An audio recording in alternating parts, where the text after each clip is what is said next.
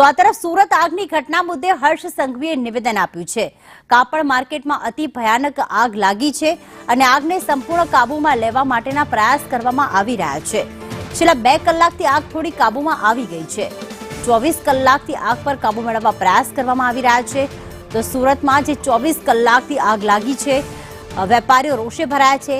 હવે વેપારીઓ તો સહાયની પણ માંગ કરી રહ્યા છે, રાહત પેકેજની પણ માંગ કરી રહ્યા છે। અને બીજી તરફ હર્ષ સંઘવીએ તે અંગે નિવેદન આપ્યું છે કે છેલ્લા 2 કલાકમાં આગ થોડી કાબૂમાં આવી છે।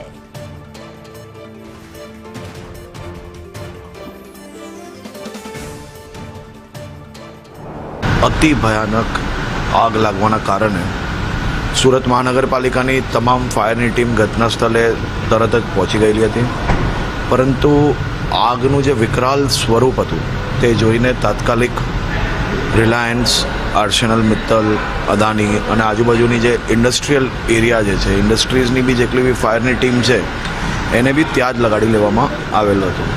અને ખાસ કરીને દુકાનો બંધ હોવાના કારણે જે હમણાં જે મારી મિટિંગની અંદર જે પહેલી જે પ્રાથમિક માહિતી આવી છે એ પ્રકારે દુકાનો બંધ હોવાના કારણે એક પછી બીજી દુકાન, પણ છાપરાઓ જે આગળ બંધ હોવાના કારણે પાણી બી અંદર સુધી પહોંચાડવું બહુ તકલીફ પડી રહી હતી।